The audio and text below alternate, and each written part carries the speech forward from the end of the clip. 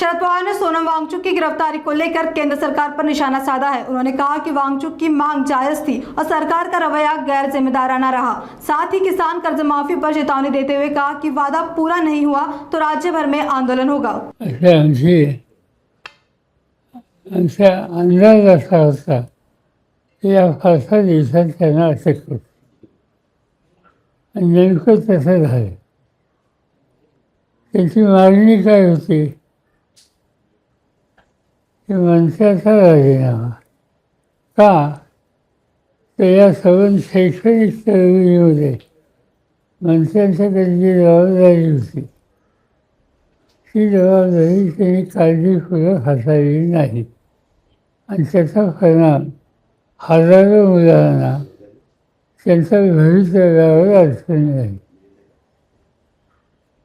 ती मागणी केली पण केंद्र सरकार त्याच्याकडे लगेच भूमिका घेत होतं. शेवटी त्याची मागणी एवढाच फक्त नव्हता, बाकीचे राजकीय पक्षसुद्धा त्यांच्याबरोबर उभे राहिले. काँग्रेसच्या वतीनं त्याचे प्रतिनिधी गेले, राष्ट्रवादीच्या वतीनं सुप्रियाताई गेल्या, इतर पक्षाचे लोक गेले आणि एक सामूहिक मागणी त्या ठिकाणी करत होते. आणि हे आपल्या आवाक्याच्या बाहेर आहे हे ज्यावेळेला लक्षात आलं त्यावेळेला हा अटक करण्याचा निर्णय घेतला आणि त्याप्रमाणे आज पहाटे त्याची अटक त्यांनी केली. बघूया, त्यांनी अटक जरी केली तरी हे आंदोलन चालू राहणार. हे सरळच आहे ना. असं की मागणी जास्त होती, विद्यार्थ्यांच्यासाठी होती आणि नोटीस दिलेली होती आणि इतक्या दिवसात 20 दिवसात दिल्लीमध्ये असून तुम्ही भेटायला सुद्धा येत नाही, एवढा उद्दामपणा.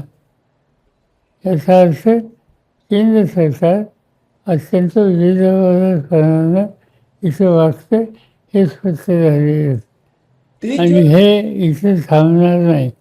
उद्या 14 तारखेला उद्या पार्लमेंट सुरू होईल, या विषयाने पार्लमेंट सुरू होईल. तारीखेची आम्ही तोपर्यंत वाद होणार आहोत.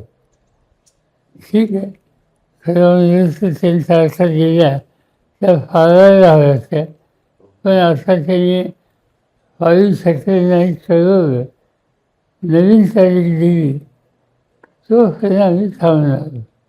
तर आम्हाला आज का उद्या हा महत्त्वाचा प्रश्न नाही.